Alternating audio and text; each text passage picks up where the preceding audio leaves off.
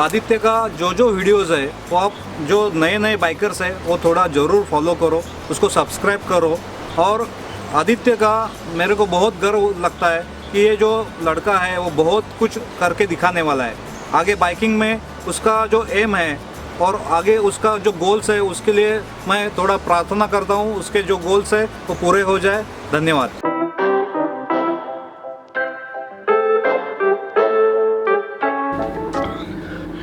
कभी कभी खुद के तारीफ सुन के बहुत अच्छा लगता है, और वो भी गुरुजी तारीफ कर रहे हैं तो और अच्छा लगता है। समर इतना हेवी चालू है कि यहाँ पे दिन में एक वाटरमेलन खत्म हो रहा है।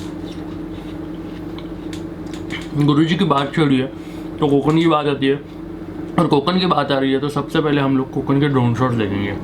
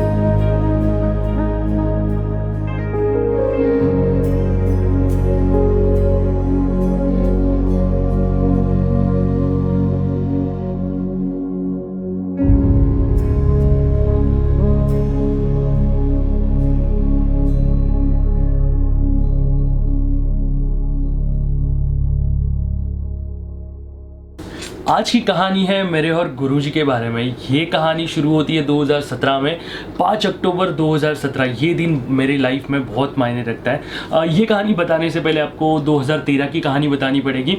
2013 से मैं गुहागर जा रहा हूँ, और 2013 से 2017 के बीच में मैंने गुहागर देखा था। आप लोगों को पता होगा, जो मुझे पहले से फॉलो कर रहे हैं उनको ये बात पता होगी कि मुझे कोंकण बहुत ज़्यादा पसंद है। और महाराष्ट्र में मुंबई से मेरे घर से नज़दीक अगर कोई प्लेस होगी जो बहुत ज़्यादा ब्यूटीफुल है वो कोंकण है। तो कोंकण में 2017 तक घूमा था, लेकिन वो उस तरीके से कोंकण नहीं घूमा था। तो 2017 में 5 अक्टूबर 2017 में मेरी शामंगल से मुलाकात हुई। मुलाकात भी क्या प्यारी मुलाकात थी। उस टाइम पे मैं गुहागर राइड पे था। 4 दिन की मेरी राइड थी। 1 दिन मुझे जाना था, 2 दिन वहाँ पे घूमना था और रिटर्न आना था। जहाँ पे मैं रुका था, अभी जब मैं गुहागर जाता हूँ तो मैं शामंगल के यहाँ पे रुकता हूँ, लेकिन उस टाइम पे मैं शामंगल के यहाँ से 3 किलोमीटर दूर रुका था। मुझे अभी भी याद है, रात का टाइम था, माहौल चारों तरफ बारिश चालू थी, बिजलियाँ चमक रही थी। और मेरा जो फ्रेंड है वो मुझे कह रहा था कि आदित्य अभी हम लोग डिनर के लिए बाहर नहीं निकलेंगे, लेकिन मैंने उसे कहा कि नहीं, यहाँ पे गुहागर में होटल अन्नपूर्णा है, वहाँ पे मुझे कैसे भी करके आज फिश खाना है। वो टाइम पे अगर मैं वहाँ पे रुकता तो शायद से शामंगल के साथ मेरी मुलाकात नहीं होती। लेकिन जैसे ही बारिश रुकी, मैं बोला चलो नहीं, निकलना है हमें यहाँ से, और मैं वहाँ पे आया। अभी भी याद है मुझे कि शामंगल का जो होटल है उसका टाइम है रात के 10 बजे तक, और मैं वहाँ पे पहुँचा था 10:15 को। और होटल के जो वेटर है उन्होंने हमें कहा कि नहीं, अभी आपको खाना नहीं मिल सकता। उतने में पीछे से एक आवाज़ आया कि नहीं, खाना अवेलेबल है, इनको खाना दे दो। तो मैं खाना खाने बैठा, तब तक कुछ नहीं हुआ, मैं खाना खाने बैठा, खाना खा रहा हूँ। बाजू में एक शख्स आके खड़े होते और मुझे पूछते कि आदित्य खाना कैसे लगा।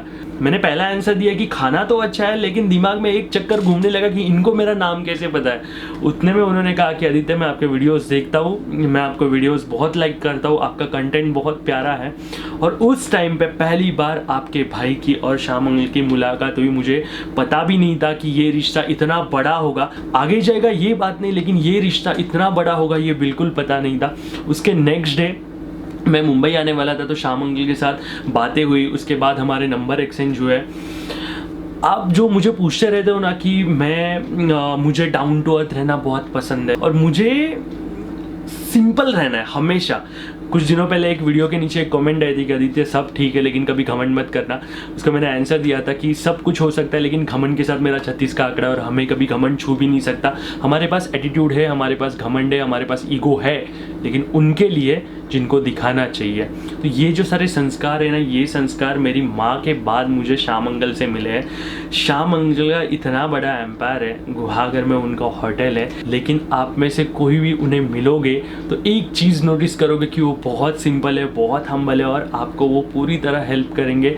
जो भी आपकी क्वेरीज है वो क्वेरीज सॉल्व करेंगे। हमेशा उनके जुबान पे एक रहता है कि कोकन में अगर कोई बंदा आता है, टूरिज्म के बारे में अगर कोई कुछ पूछता है तो मैं उनको ज़रूर हेल्प करूँगा। तो आप में से जितने लोग सोच रहे थे कि मैं और श्याम अंकल एक दूसरे को 10-15 सालों से पहचान रहे हैं, तो ऐसा कुछ भी नहीं है। मैं और श्याम अंकल एक दूसरे को 3 सालों से पहचान रहे हैं, लेकिन ये 3 साल भी हमारे लिए 30 सालों के बराबर है। उसके बाद जब मैं ट्रैवल करता था तो ट्रैवल प्लान करने से पहले श्याम अंकल को एक फ़ोन जाता था कि अंकल मैं आगे जाके ये वाली राइड करने वाला हूँ, तो आपको क्या लगता है कि ये एरिया में मुझे कैसे ट्रैवल करना चाहिए।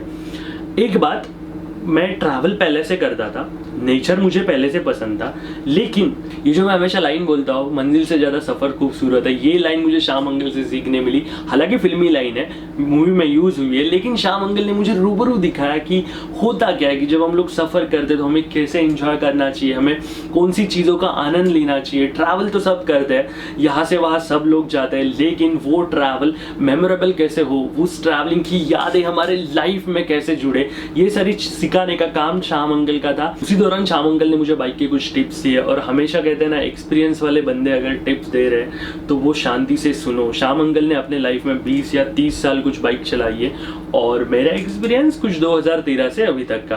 तो श्याम अंकल ने मुझे जितनी सारी चीज़ें बताई कि रोड को कैसे समझना है, माहौल को कैसे समझना है, कब हमें ट्रैवल करना चाहिए, कब हमें ट्रैवल नहीं करना चाहिए, तो ये जो सारी चीज़ें थी, ये सारी चीज़ें हमें श्याम अंकल से मिले और उसके बाद श्याम अंकल बन गए अपने गुरुजी।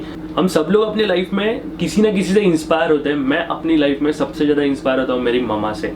मेरी माँ मेरे लाइफ का भगवान है, मेरी लाइफ की सबसे बड़ी इंस्पिरेशन है। अगर उसके बाद कोई होगा तो वो श्याम अंकल है। एक चीज़, श्याम अंकल का एज कुछ 46 या 47 है, सॉरी श्याम अंकल मैं आपका एज बता रहा हूँ, लेकिन मेरे में और उनमें इतना गैप हो के भी कभी भी मुझे ये फील नहीं हुआ कि वो मुझसे बड़े हैं। हमेशा जब भी मुझे वो कोई चीज़ समझाते तो मेरे उम्र के बन जाते हैं और मुझे ऐसा फील होता है ना, अपना कोई दोस्त हमें कोई चीज़ समझा रहा है। और श्याम अंकल से जितनी बातें मैंने सीखी है उतनी बातें मैं अपने राइड में अप्लाई करते रहता और मुझे उसका रिजल्ट बहुत अच्छा मिलता है। इसी तरह श्याम अंकल से वो गुरुजी बन गए और गुरुजी और मेरी बॉन्डिंग सच में मैं वर्ड्स में या किसी व्लॉग में बयान नहीं कर सकता कि हमारे में कितनी बॉन्डिंग है या हमारा रिश्ता कैसे है। उसके बाद गुरुजी और मेरे राइड के प्लान बनने लगे। हमारी सबसे ब्यूटीफुल राइड थी गुहागर से मालवंतम कोंकण कोस्टल राइड। उस राइड में हम लोग ने बहुत मज़ा किया। कुछ 2 या 3 दिन हम लोग साथ में थे, लेकिन मज़ा हम लोगों ने 30-40 दिन वाला किया था। बहुत मस्ती की थी। उसके बाद हमने दांडेली राइड की थी, लेकिन दांडेली राइड भी हमें आधे से छोड़नी पड़ी थी। वो राइड कुछ रीजंस की वजह से कंप्लीट नहीं हो पाई थी। वो आगे जाके हम कभी ना कभी वो राइड कंप्लीट करेंगे, बिकॉज मुझे भी वहाँ पे श्याम अंकल के साथ टाइम बिताना है।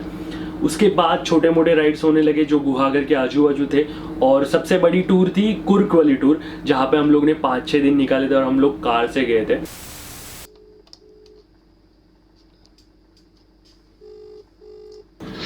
हेलो, कितने टाइम से यही चालू है, आवाज रिकॉर्ड नहीं हो रहा था, अभी जाके आवाज रिकॉर्ड हुआ है।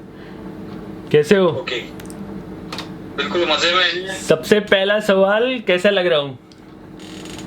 ये आपका लॉकडाउन का लुक जो है वो दाढ़ी बढ़ाया है, बहुत कुछ अलग दिख रहा है। आपका क्लीन शेव हमेशा रहता है, आपको देखने का ये अभी थोड़ा अलग लग रहा है। गुरुजी का ओपिनियन लेना बहुत ज़रूरी है।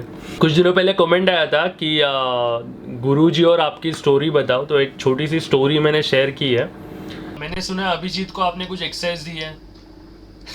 हाँ, अभी जी को मैंने बोला है कि सुबह उठो और अपने सेहत के लिए रेगुलर एक्सरसाइज करो और योगा करो, उसको बोला है मैंने। प्राणायाम करने के लिए बोला है उसको। मुद्दा ये कि वो कर रहा है क्या?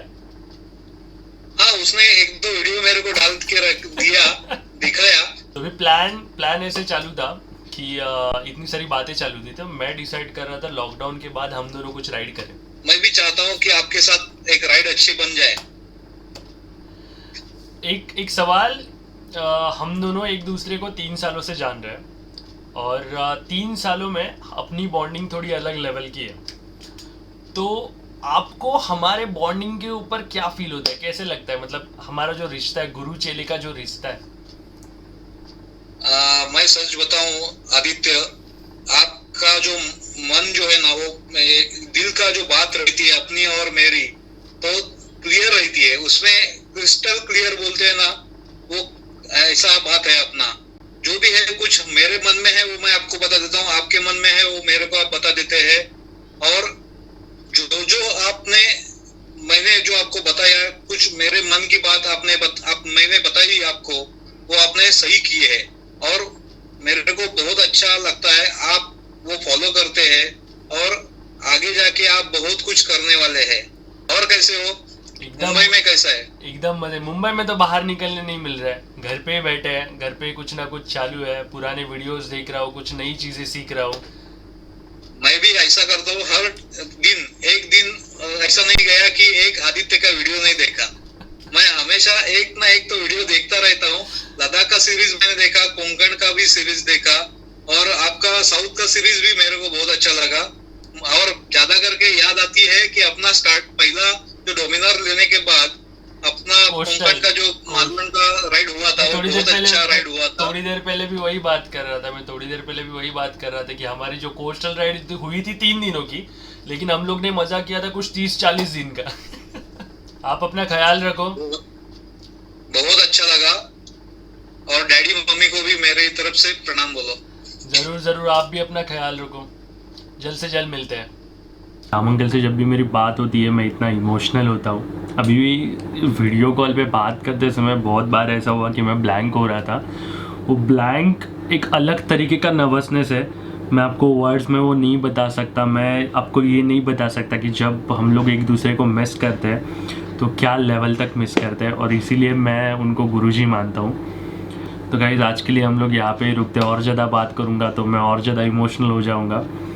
उम्मीद तो यही है कि ये लॉकडाउन, ये कोरोना जल्द से जल्द ख़त्म हो जाएगा, सब ठीक हो जाएगा। जितने भी लोग बीमार हैं, इन्फेक्टेड है, वो लोग सब ठीक हो जाए। गणपति बप्पा से प्रे करता हूँ कि किसी को कुछ भी ना हो। बस मिलते हैं हमारा नेक्स्ट व्लॉग में गाइज। अपना ख्याल रखना, घर पे रुको। Bye bye.